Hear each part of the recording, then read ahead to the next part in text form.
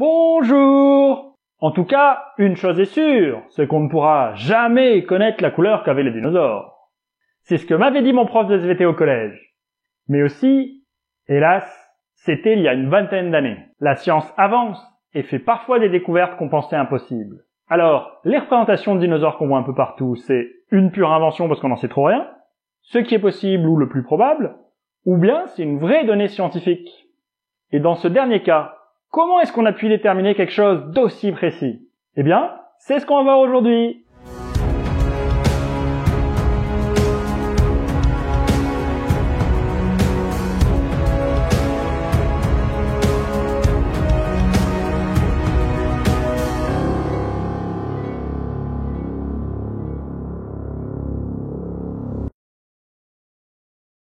Le premier truc à faire pour reconstituer les couleurs des dinosaures, ça serait tout simplement d'aller prendre des fossiles, puis de regarder, non?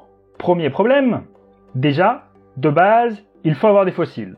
Pour le fameux Tyrannosaurus rex, on dispose de fossiles d'une cinquantaine de spécimens, dont une quinzaine sont à peu près complets. C'est-à-dire qu'on a de 10 à 85% du squelette. C'est quand même assez peu pour une espèce qui aurait vécu 2 millions d'années environ.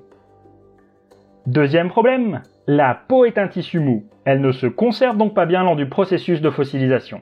Heureusement, la fossilisation ne fait pas que minéraliser. Elle peut aussi préserver les empreintes. L'exemple le plus impressionnant est peut-être ce nodosaure pétrifié, retrouvé il y a 6 ans, 110 millions d'années après la mort de la bête. L'on peut y distinguer des détails de sa peau, et notamment l'armature osseuse qui recouvre son cou et son dos. Mais cette découverte est unique.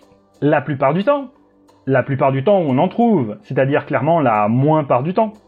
On retrouve des impressions extrêmement réduites, comme ici des empreintes de pas, dont on attribue l'origine à un Minizoepus, petit dinosaure d'une vingtaine de centimètres, qui est mort il y a environ 120 millions d'années, un mardi, vers 18h07. Mais les téguments de dinosaures les plus impressionnants sont sûrement les plumes. Les plus remarquables ont été découverts à partir de 1998 en Chine, dans la formation de Jehol, qui se situe dans la province du Liaoning.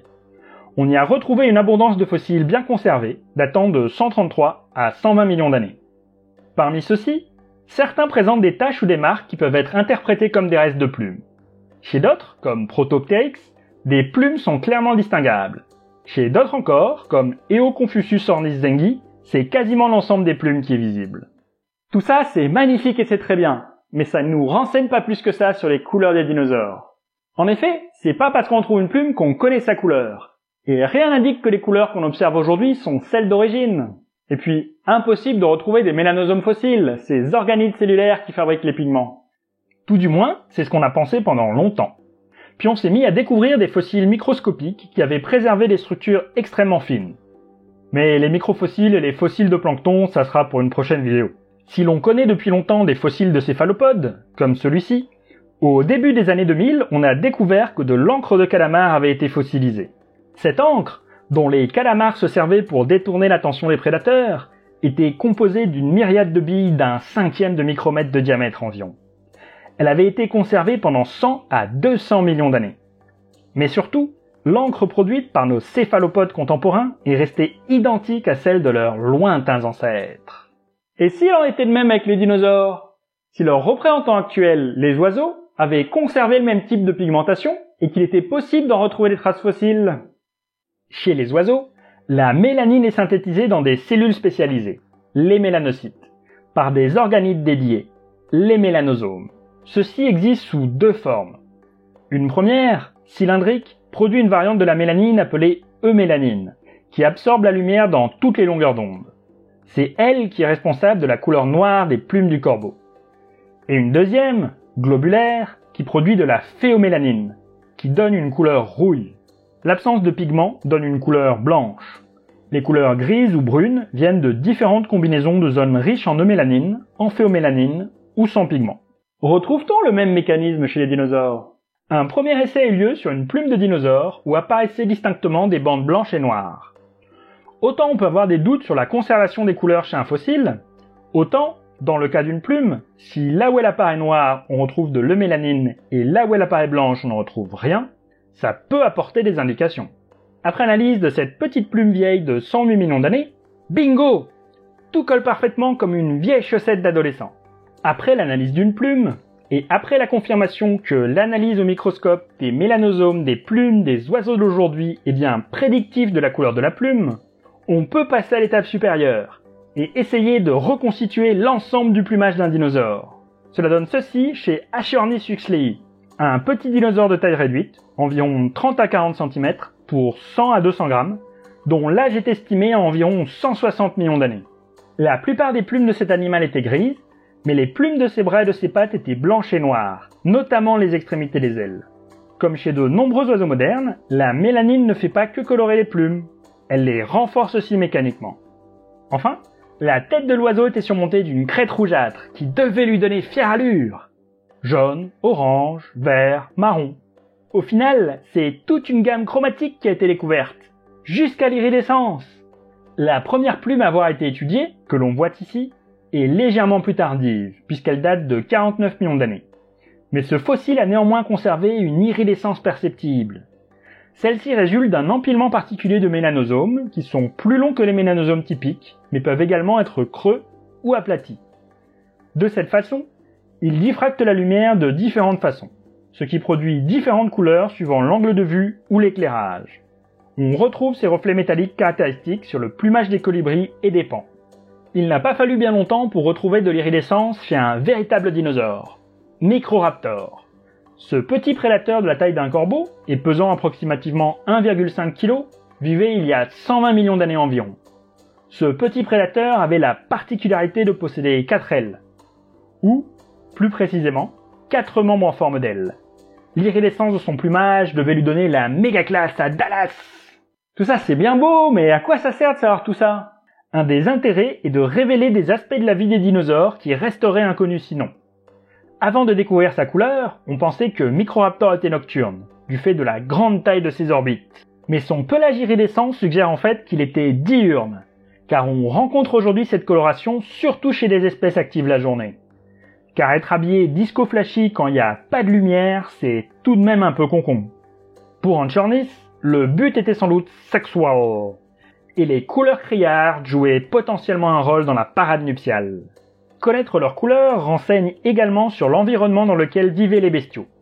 Voici Psittacosaurus, un petit dinosaure végétarien apparenté au Triceratops, mais d'une cinquantaine de centimètres de haut pour 2 mètres de long et 20 kg tout compris. Un spécimen retrouvé dans le nord-est de la Chine présente une particularité. On a retrouvé les vestiges de sa peau et de délicates écailles. De plus, sa queue présente de longues soies filamenteuses qui pourraient être précurseuses de plumes. L'animal arborait sur tout le corps un motif subtil, coloré, fait de fines marbrures, de traits, de points. Mais surtout, l'animal avait un dos sombre et un ventre pâle. L'opposition de ton entre les deux faces vient contrebalancer l'ombre créée par l'animal par l'éclairage ambiant, ce qui le rend moins visible dans le paysage. C'est une technique de camouflage qu'emploient de nombreux animaux aujourd'hui, que ce soit les requins, les cerfs ou les antilopes. Ce qui est intéressant, c'est que à différents environnements correspondent des types de camouflage différents, selon la luminosité ambiante, la densité de la végétation, etc. De façon générale, en milieu ouvert, la lumière solaire directe tend à créer une ombre qui monte haut sur le corps, avec une transition bien nette avec la zone du corps illuminée. Les animaux vivant dans ces habitats présentent donc souvent une contre-illumination adaptée, avec un dos sombre, un ventre clair et pas de zone de coloration intermédiaire. C'est le cas de l'antilope d'Amérique par exemple. A l'inverse, dans les habitats fermés, la lumière diffuse à travers la végétation et se disperse dans toutes les directions. L'ombre est donc moins haute sur le corps, et la transition entre la zone plus ombragée et la zone plus éclairée est douce et progressive. Les animaux de ce genre d'habitat tendent à avoir une transition plus progressive entre le ventre clair et le dos sombre. C'est le cas des cerfs à queue noire des forêts nord-américaines, par exemple. Pour le Psittacosaurus, on peut ainsi établir que la transition du foncé au clair se situait bas sur le ventre et la queue. Conclusion, ce type de camouflage est le mieux adapté à un milieu baigné par une lumière diffuse, comme une forêt à canopée par exemple. Et donc, connaître la couleur des dinosaures, ça nous renseigne sur leur mode de vie et sur l'environnement dans lequel ils vivaient. Bah dis donc, c'est calme tout ça, y a rien qui vous a fait réagir? Non, c'est trop dur. Ça a été si soudain. C'était il y a 66 millions d'années quand même. La douleur n'est pas passée. Mais t'es même pas un vrai dinosaure, toi. Mais bien sûr que si, patate.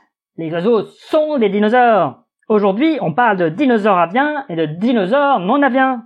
Car on a toutes les caractéristiques des dinosaures. Mais t'as vu tes ailes? On dirait des ailes de sauve-souris, même. Et toi, t'as vu tes oreilles? Non, c'est vrai, je les ai jamais vues. Mais qu'il est con. Mes ailes, elles ont trop la classe. Matez-moi ces ailes de beau gosse. On appelle ces plumes du bout des rémiges. Et comme elles sont noires, on sait qu'elles sont couvertes de mélanine et renforcées pour supporter le vol. Allez, salut les rémiges et portez-vous bien!